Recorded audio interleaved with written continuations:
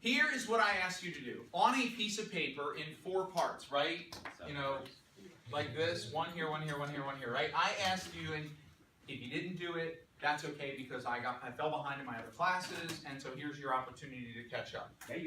We are going to create a sign chart for f of x, f prime of x, the derivative of f of x, and f double prime of x, the second derivative of f of x. Okay? Now, in order to do that, we are going to need to use a graphing calculator, right? In this particular case, you don't always need a graphing calculator, but for certain functions, a graphing calculator may be necessary. And so one of the reasons that I'm even having you do this is so that you can get more experience with a graphing calculator.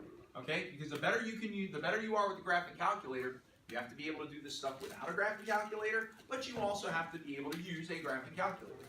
So, what is the first thing that I want to punch in to be able to get the sign chart for f of x? Just for f of x. What do I have to punch in? Yeah, I got to punch f of x into the calculator. So I'm going to key in x to the 4th power minus 3x to the 3rd power. You got to get good at keying these functions in, so you may as well do it now. Minus 2x squared plus 12x minus 8.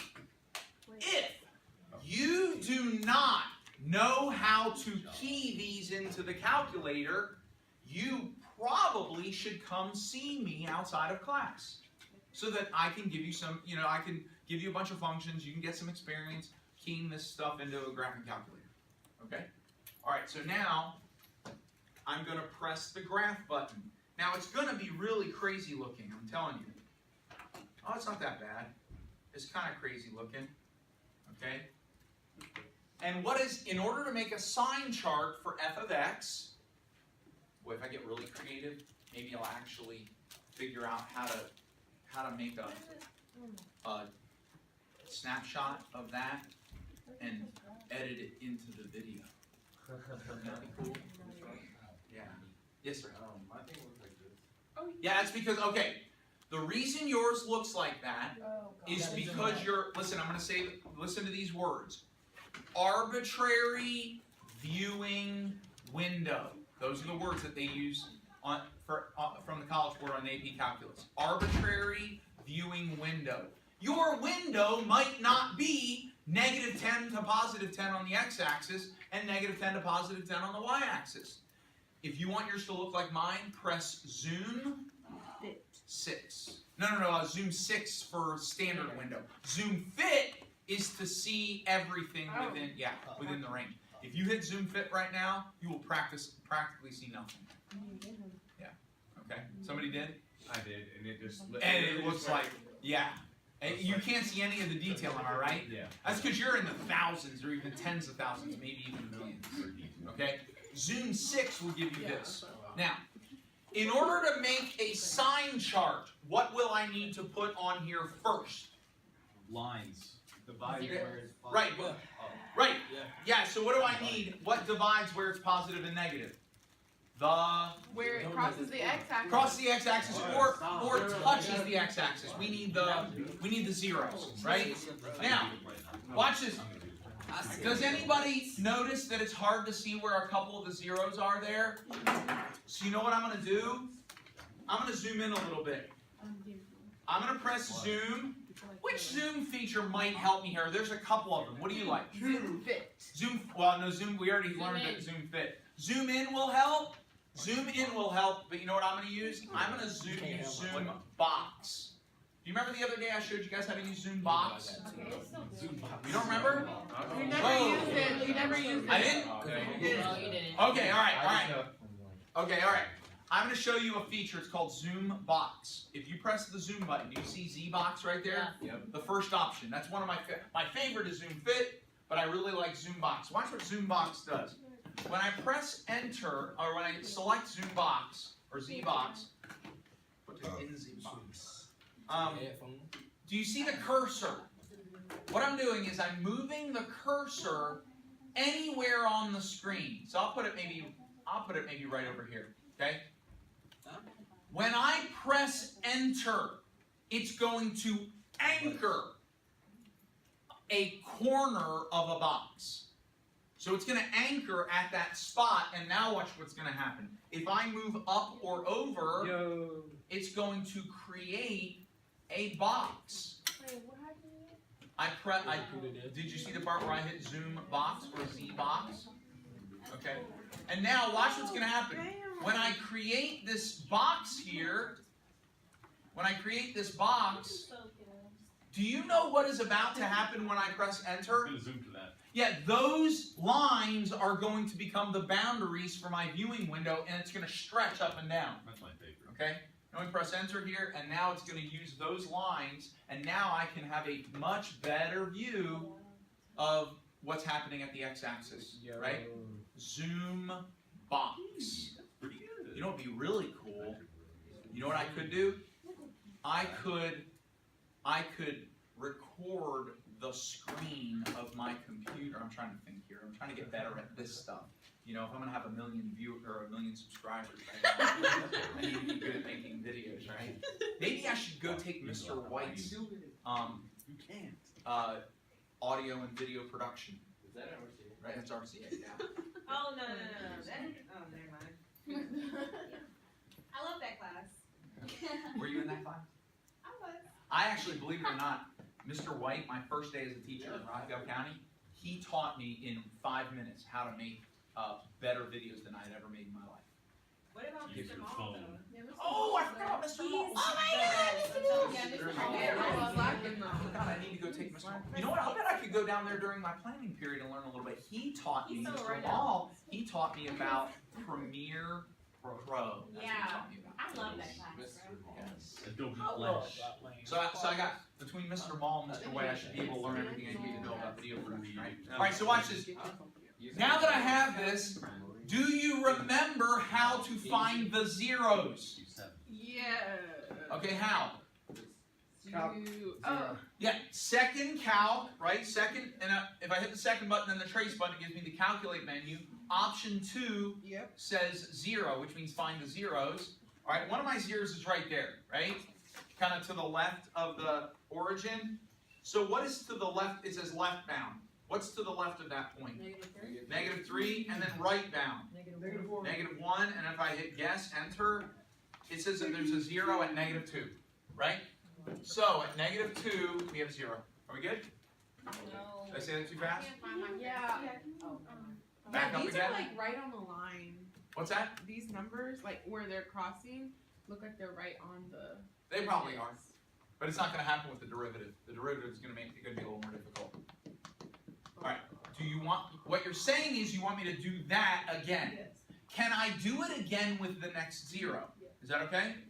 Where is the next 0 kind of close to? Do you guys see? Do you know what I'm looking for visually here? Look. Process A. Yes. This graph, this is the x-axis, and where it crosses over or touches the x-axis, that's what I'm looking for. So I want to know here, what number is that? What x value is that? So what I'm going to do is I'm going to use the 0 feature, which goes second trace, which gives me the calculate menu, right?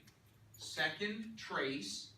Option 2 is 0, meaning find the 0 of the function, or a 0 of the function. Left bound. Okay? Yeah, with left bound, we are selecting an x value that we know is less than the 0 that we're looking for. So Chelsea, where does it look like it's crossing the x-axis at?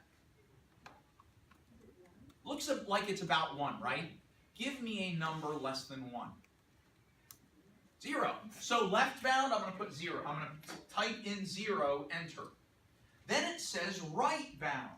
Can you give me a number that is to the right of 1? Yes, except I'm nervous. Because it also looks like there may be a 0 at 2. So I need something that is larger than 1, but maybe less than 2. Because I don't want to have 2 zeros in my interval. 1.99. Yeah.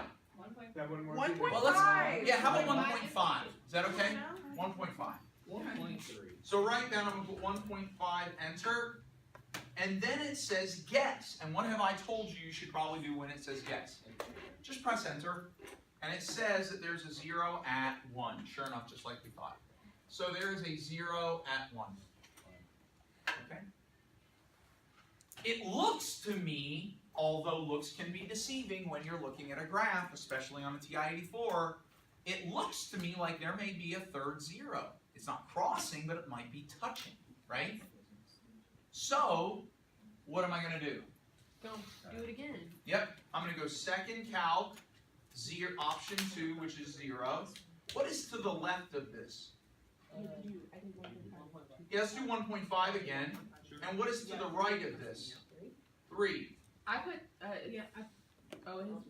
Now, something crazy may happen here. It really depends on your calculator. One says no error. Yep.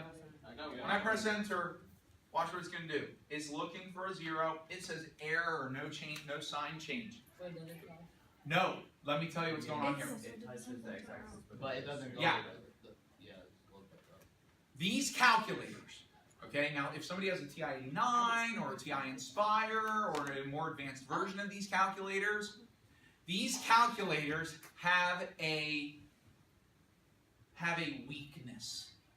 Their way of finding zeros is through looking for a change in sign. If there is no change in sign, the calculator assumes that there is no 0. Does that make sense? yes. Do you understand though that if the graph touches and then it has an even multiplicity so that it doesn't cross, that's still a 0, right? Right? I don't know if y'all understand that. Yeah. Okay? But these calculators have a weakness. They are incapable of identifying that 0. Okay? So now, what could we do to determine whether there's a 0 at 2? I don't. What's that?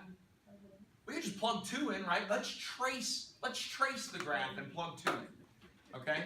So we'll hit graph, we'll hit quit, then we'll hit graph, and I'll hit trace, and then plug 2 in, enter, and what do I get? Y equals 0. So there is indeed a 0 at 2. Okay? There are other ways of doing that. You could, well,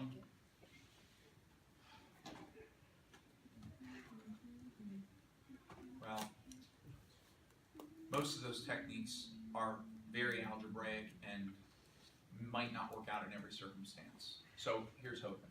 Okay? So you investigate, you hope. There is a technique. In fact, I believe these calculators may use something like this technique. It's called Euler's theorem, I think it is. Yeah. E-U-L-E-R. Yeah. It's not Euler. It's Euler. Oil? No, you. Euler. Okay? Just like, what does this look like to you? Yeah, but it's actually Wagner or Wagner. Yeah. If you're in Germany, it's something like that. I'm not German, so I'm sure there's a better way to say it. I can't pronounce Vietnamese names either. So, but anyway, so I knew a guy in Peru, and it was Wagner. Right. That's how you pronounce his name, Wagner. So, yeah, it depends on where you're from. Right. Okay, so it's Euler's theorem. No method. Gosh, I can't remember. This is an embarrassment for me. Yeah. It really is, because it's a part of the BC curriculum, and I spent some time in the AV curriculum that I forget about other stuff. Okay, so we have all the zeros for f of x. Are we okay? Now where are we going to go? What's our next step? What do we want to do?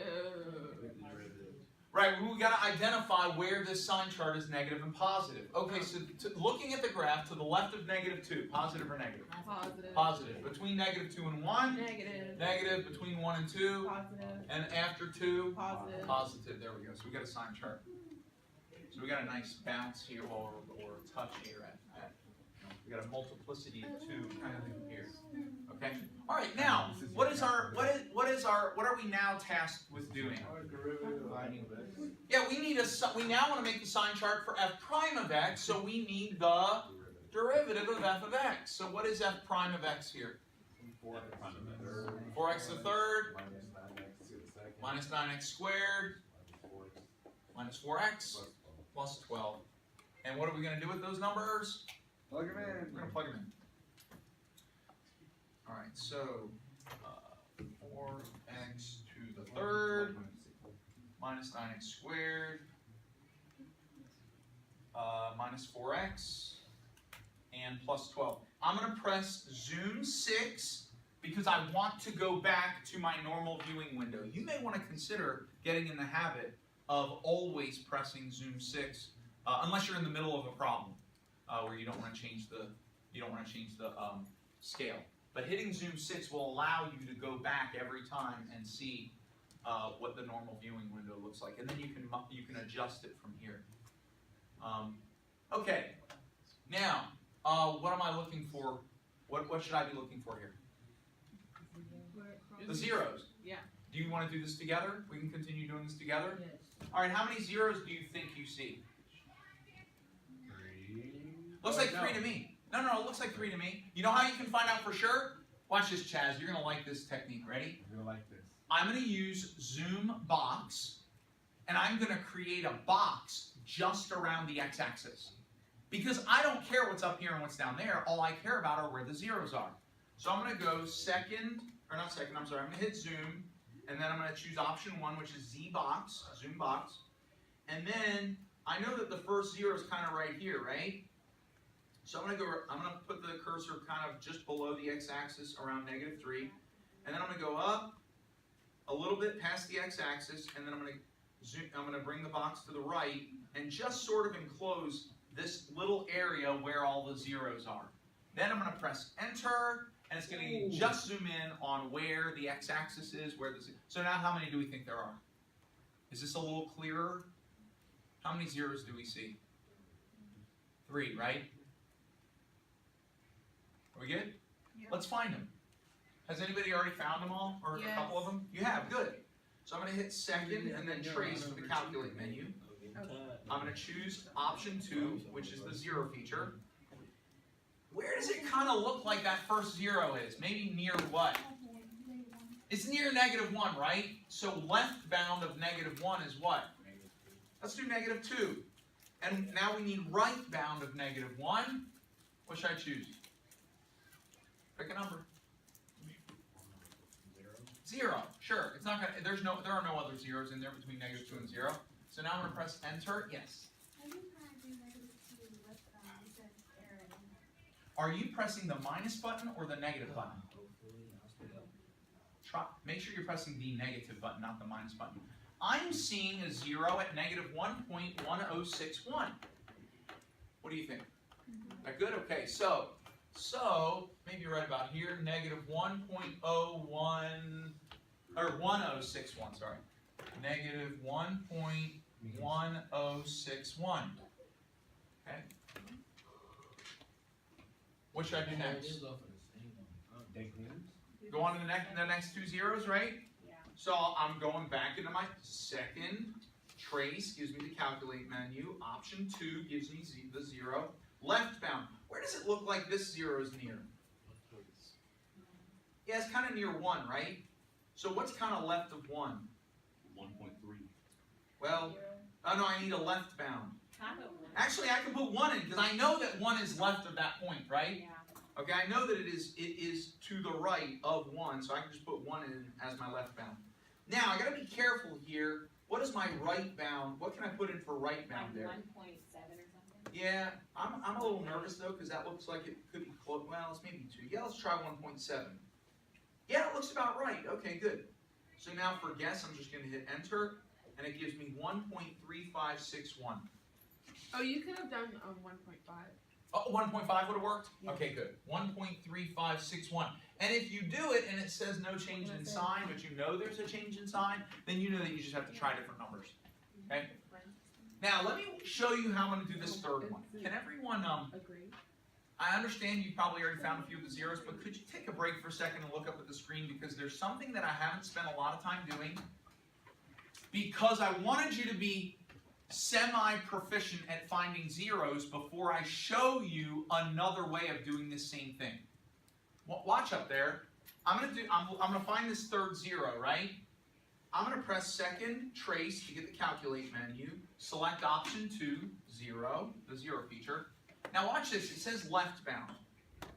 Instead of typing a number in, I'm gonna move the cursor along. Now, I have to know whether above or below is left or right. In this case, see, you know what I'm pushing? I'm not pushing the up and down buttons. Even though it looks like it's jumping up and jumping down, I'm actually pushing the left and right buttons. Okay, I'm moving along the x-axis. Right now, where the cursor is, it's below the x-axis. Is that left or right of this 0? What's that? Say it a little louder. It is left of the 0. So now, you know what I can just press? I can just press enter and it selects that point as my left bound. Then I'm going to press the right arrow button, right? Below the D-pad there, okay? I'm going to press the right button. And now I'm above the x-axis, which means I've had a change in sign, right? And I can just press enter. And now my 2 points have straddled the x-axis, or have, the 0. And now under guess, if I press enter, I get that third 0, which is at 2. So you do that when the zeros are kind of close to each other? I do it every time, actually. Okay. I always do that when I'm not teaching students. Okay? Or unless I have to hit the button like 43 times to get over to it, then I'll just key in numbers. But if I'm near the 0, I always use the left and right buttons. Okay. I consider that to be a little, I don't know, it's probably not more advanced than the other way, it's just a different way. The thing is, when you have these vertical lines and you can't tell whether it's downward sloping or upward sloping, downward sloping or upward sloping, it's more dangerous to do it that way because you can't see the cursor as easily. And then it's harder to, in that case, then I would do the numbers. Okay? All right, but now we know that we have the third 0. Okay? Now, here's our 3 zeros. To the left of negative 1.1 is the derivative. Does it have a positive or a negative value? Negative. It looks like oh, it is negative. No, look at the bend of it. See, it's hard to tell when it's steep, right? It's a negative value. Okay? Because look at how the line is just sort of jutting over. Do you see that? Now what you could do is just hit trace negative 1.2, or just select any value. Trace negative 5. Whoops. Oh, that's right. It's not in my viewing window.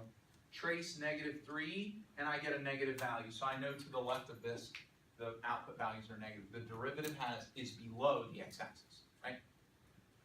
Yeah. Are we good? Are we good? Yeah. What is it called again when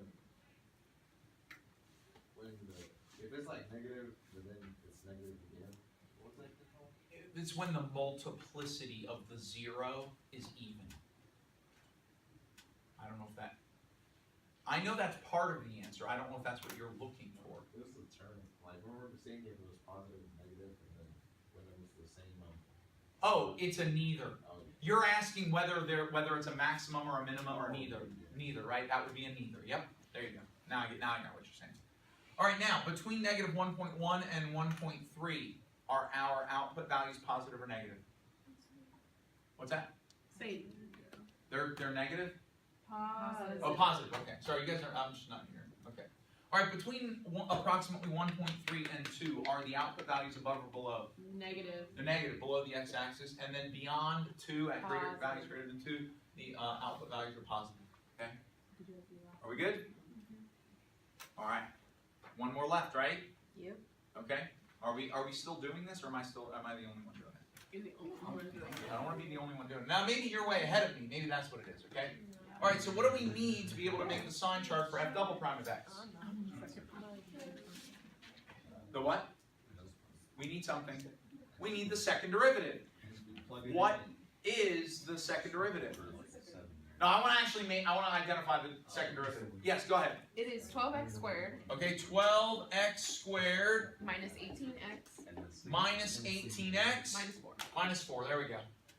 All right, we just did the derivative of the derivative, right? Yep. What kind of function is this? It is. What power? What power is it? It's polynomial to what power? Yeah, I think you're saying it. What are you saying? Are you saying quadratic? Yes, it is It's quadratic. so It good. is a second power polynomial. So what shape should it probably take? A parabola. A parabola. All right, so I'm going to go to y equals, and I'm going to clear out the derivative here. And I'm going to put in 12x squared minus 18x minus 4. And then I'm going to hit zoom 6. I want to go back to the standard viewing window. Ooh, that's a little tight, isn't it? Tweak it. Yeah. I'm going to change, you know what I'm going to change here so I can get a better picture?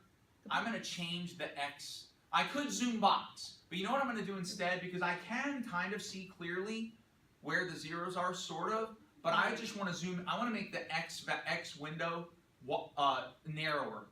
So I'm going to make the window, pick a lower X value. What's a good low end X value here? -1. -1, that would probably do. And then what about a positive X value? 3. 3? Let's go between -1 and 3. So I'm going to press window, X min is -1, X max is 3, and now when I graph it, it still has the same Y values top to bottom, but it made my parabola look a little wider. It's easier to see now, right? And so, what do I need to make this sign chart for F double prime? What do I have to identify here? The zeros. The zeros, and there's 2 of them. They're pretty easy to see. So second trace, option 2, 0.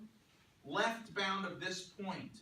I'm going to use the, oh, I can't really see I'm pushing the left, oh, there we go, there's my cursor. I'm pushing it to the left, and it's now above the x-axis because that's left of that point. Enter. Then I'm going to push the arrow right until I'm below the x-axis. Press enter. And then when it says guess, press enter again. And it says negative 0.1964 or negative 1.965 because not 965 would be rounded. Negative 0.196. I guess I'll do 5. Negative 0.1965. Okay. We cannot do that. Did someone just have a question? I heard somebody. Are we good? Okay. Now to get the other 0. By the way, when I say, hey, let's get the 0, I'm sort of hoping everybody's caught on. If there's someone in the room who's still struggling with using option 2 on the calculate menu, why don't we do this together? Does anyone need help with that? If you are becoming proficient at using that feature, you are in really good shape for being ready for the AP Calculus exam. Yeah, bud. What? Say again? I said yeah, bud. Yeah, buddy. Second calc, option 2.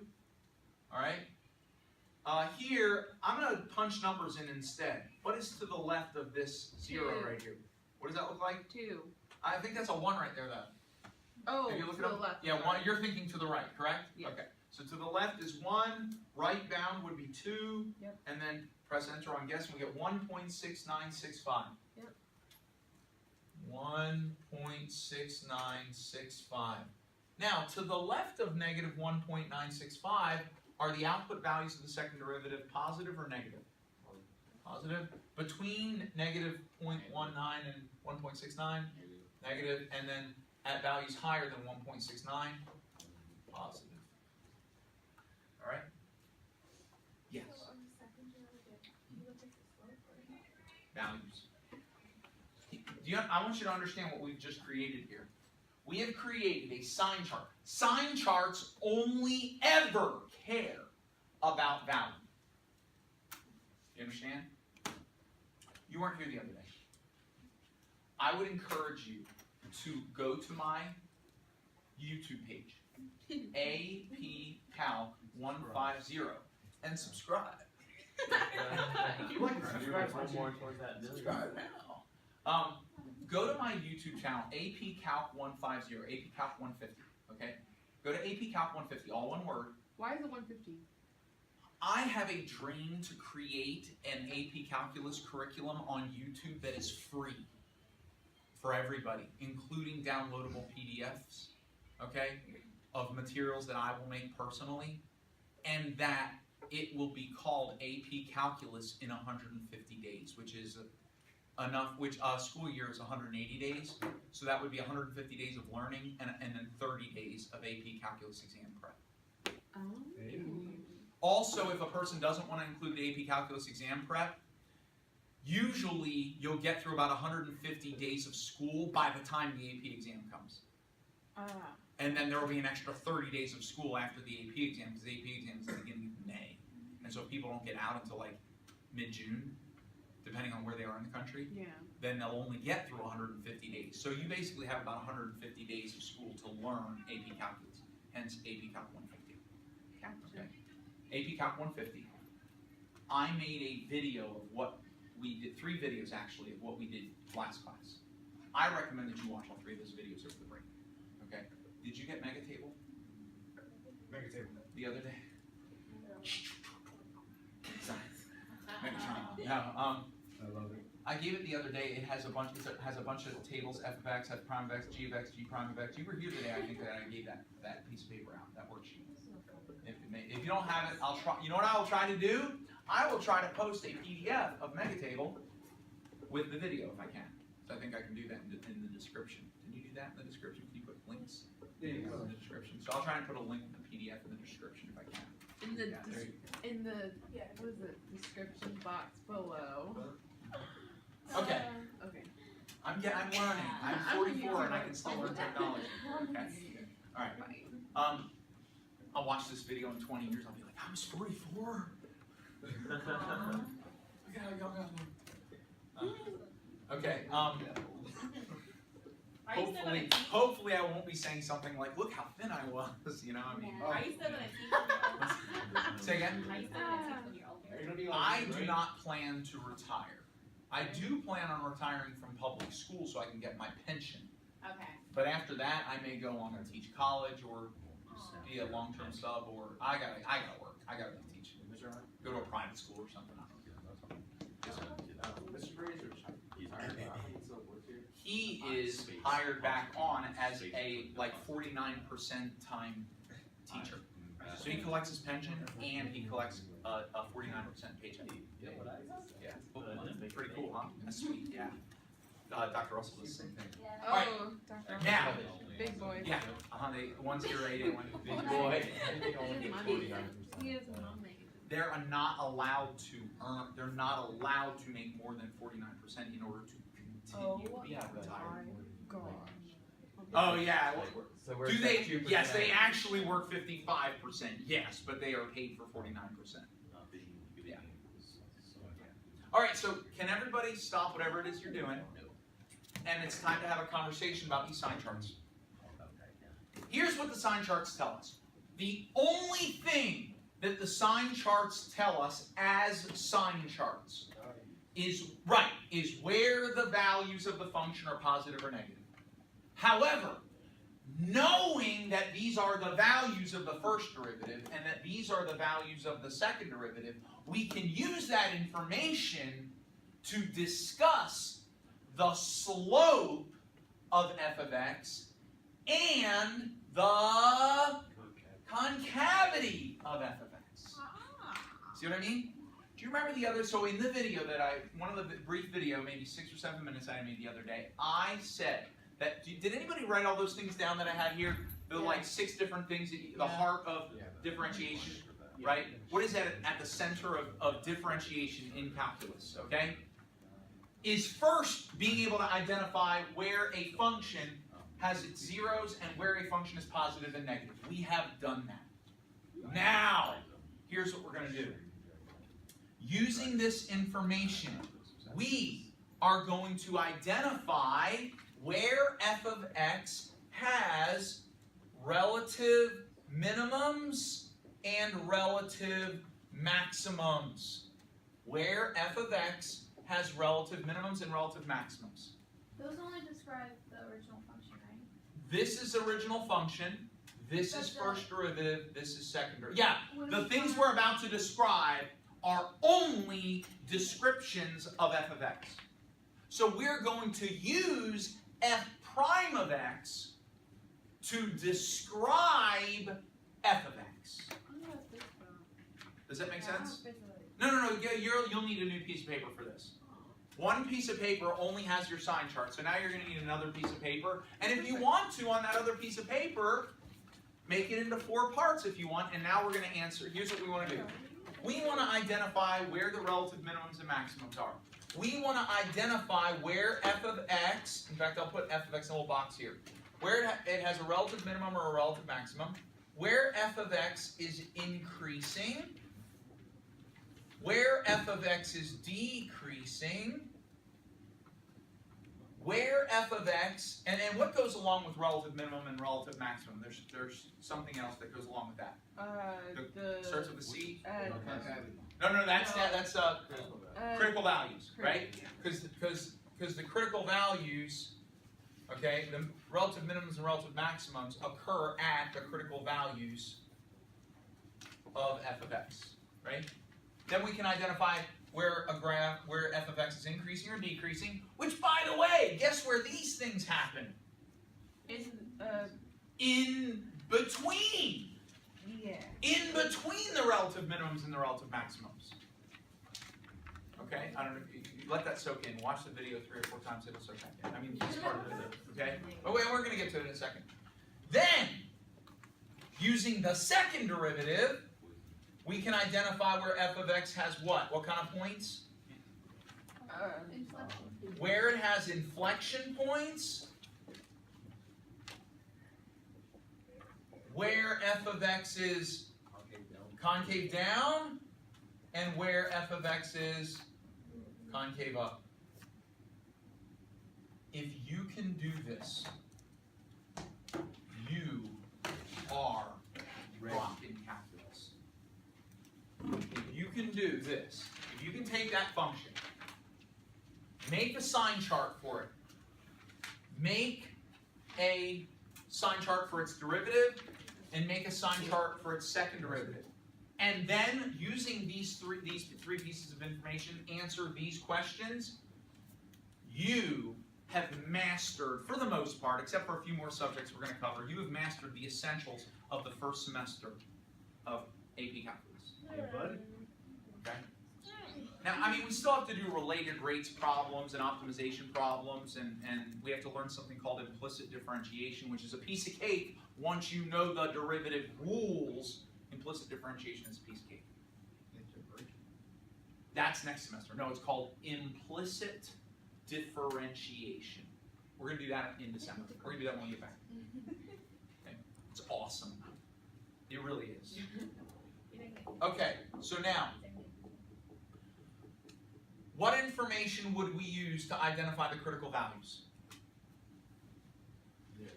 The zeros of the derivative. And what are those zeros? They are negative. Negative 1.1. 1.1061. So we've got a critical value at negative 1.1061. We have a critical value at...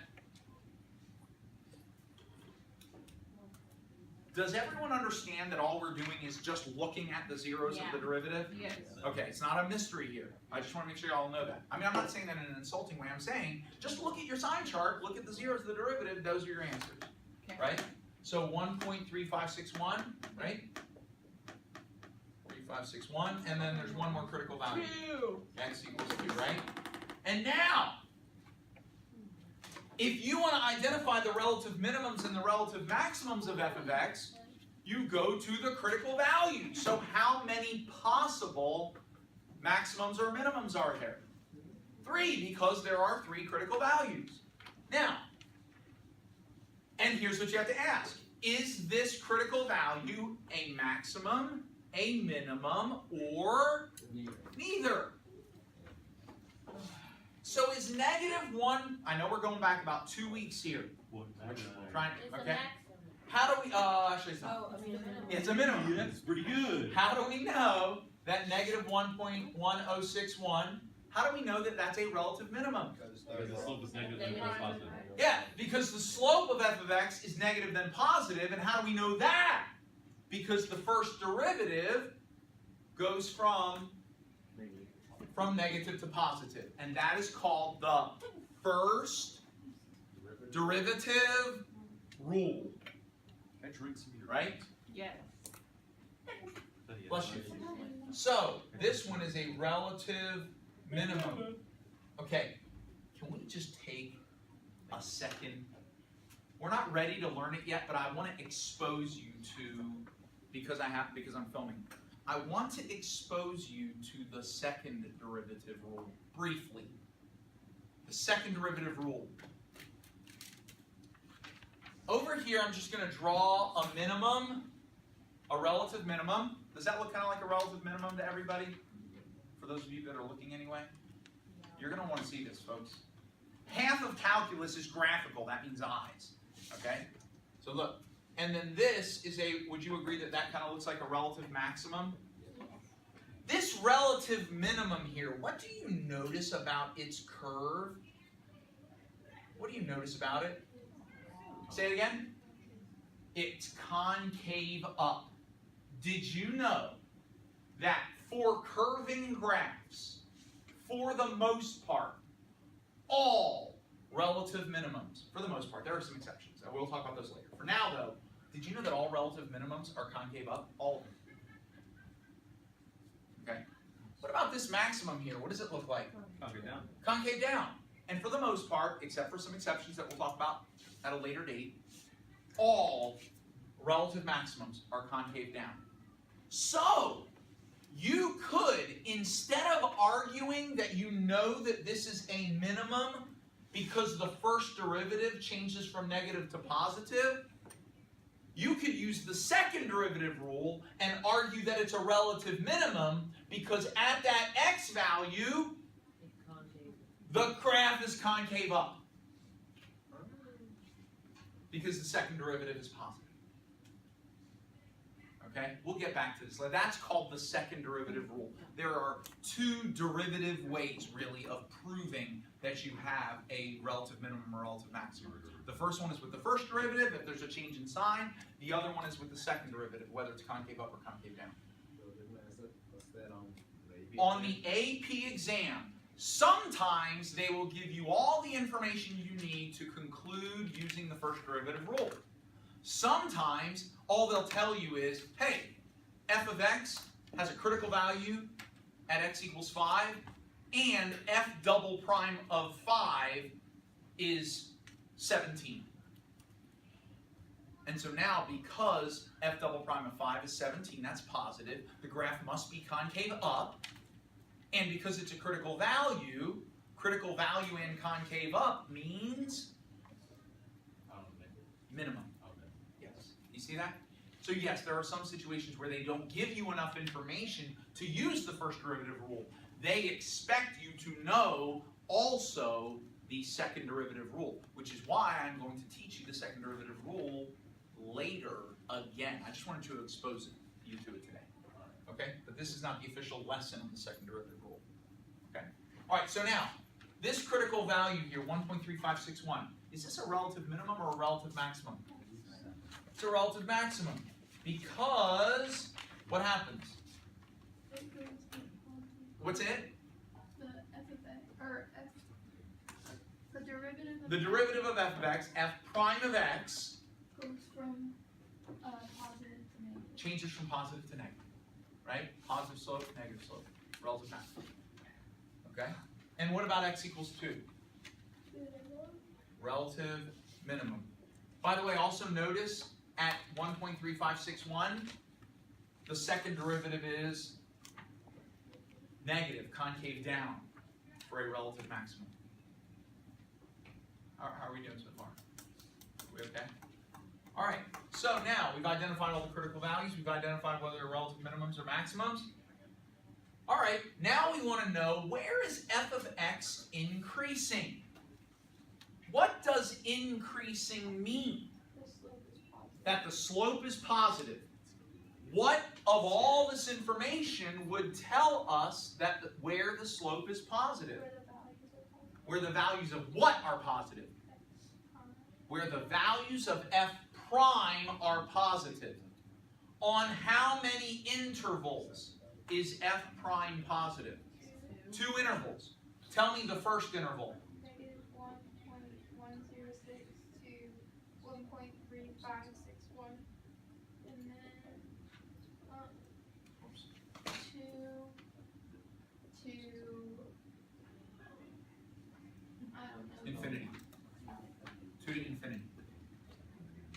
you understand that over here on a polynomial, after you're done with zeros, you go up to infinity, right?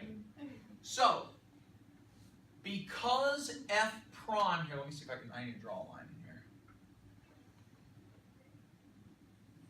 Because f prime of x is positive, having a positive value means that f of x has a positive slope on that interval. And where f of x has a positive slope, the values of f of x are increasing. And therefore, f of x is increasing wherever f prime of x has a positive value. So f of x is increasing from negative 1.1061 up to 1.3561, and from 2 up to infinity.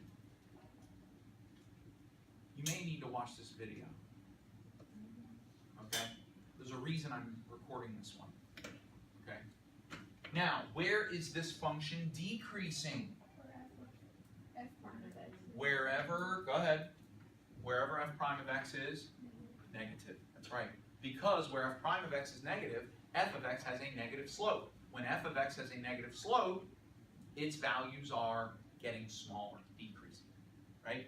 So, on what intervals is f of x decreasing? Not infinity. From negative infinity. We're doing x values here, right? And the x value that is farthest to the left is negative infinity, right? So f of x is decreasing from negative infinity up to what? 1061. And then where else? 1.3561 up to 2. Okay. Now, we're more than halfway done. Now, what is the definition of an inflection point other than where the graph changes concavity? Point where the slope equals 0. Where the what? Slope equals 0. No, that's the definition of a critical value. Oh, I see what you're saying. Yeah, say that again. One way of thinking about it is the zeros of the second derivative, but that is an incomplete. That is what we would say in logic as necessary, but not, what's the other word? Yeah, complete, but there's a better word for it. How can I forget this language? It's because I'm on film, that's why. Sufficient. Necessary, but not sufficient. It is necessary for the second derivative to equal 0, but it is not sufficient for it to just equal 0. Yes. Yeah. You must have a change in sign. So if it goes from positive to 0 to positive, the second derivative, if the second derivative does that, the second derivative equals 0, but it didn't change sign. So it's not an inflection. Do you understand? In how many places? First of all, we sort of glossed over this idea. Does everybody understand which of these sign charts we should be looking at for inflection points in concavity? We should be looking at f double prime of x, right? Because the second derivative tells us about concavity and inflection points. So, where does f double prime of x change sign?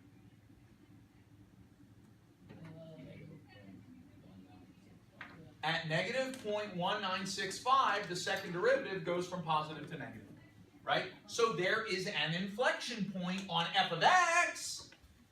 The inflection point is not on f double prime. F double prime is telling us about the inflection point on f of x, on the graph of f of x. Okay? So, f of x has an inflection point at x equals negative 0.1965. Where else does f of x have an inflection point?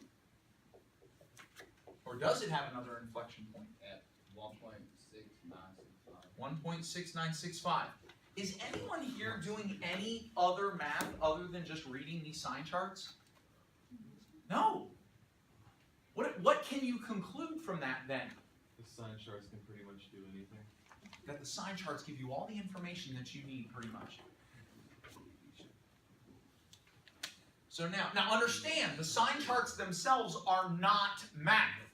They are a mathematical tool that you interpret to come to understand the graph.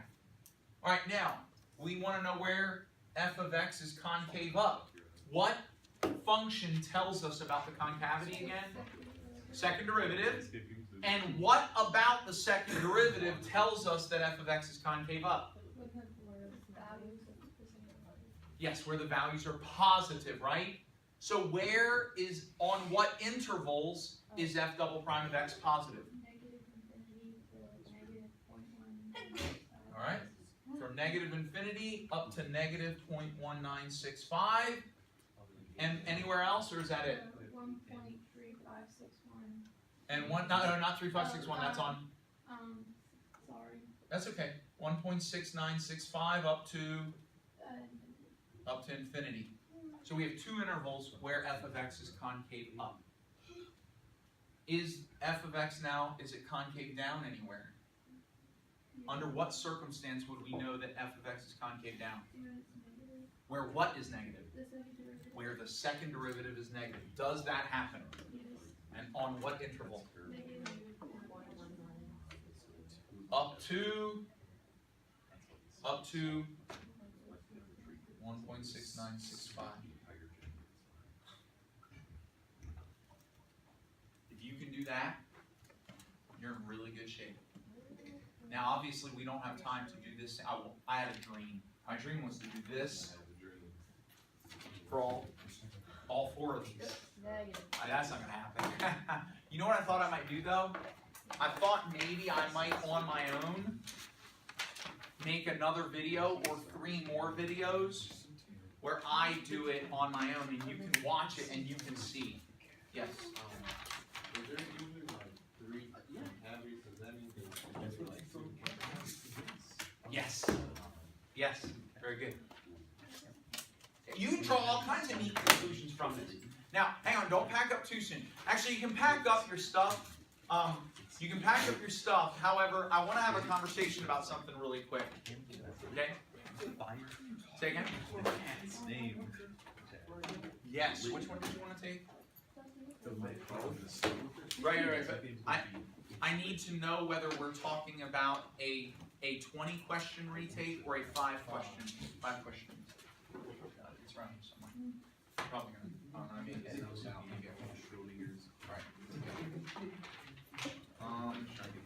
have you done one yet? No. I know, but this is worse than. Can I retake them too? Yep. Can I That's retake okay. one too? Yeah. Oh, hang on. I gotta go print some now, and I need to finish. Sorry. Yeah. Okay, Give me just a couple minutes. Because I only happen to have this one sitting there. Oh. Okay. You know what though? Actually, wait. Can you wait? Because I have this up on the board. Stuff up on the board. Oh, yeah. All right, guys. I need to say one thing, and then I'll give you all 5 minutes at the end. Can y'all please? If you packed up, it's fine. Okay, but I need to show you something. Look at this. What if I asked you? What if I asked you? Where is f prime of x increasing?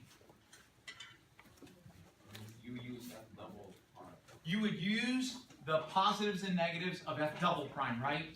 Because doesn't f double prime of x tell us about the slope of f prime of x? And doesn't f prime of x, don't the zeros tell us about the relative minimums and relative maximums of f prime of x? With that, see what I mean? They expect you to be flexible like that in your knowledge on the AP exam. Okay? And then f of x will tell us the concavity. No, tell us the concavity of f prime. No, if you want to know about the concavity of f prime, you would have to do f triple prime.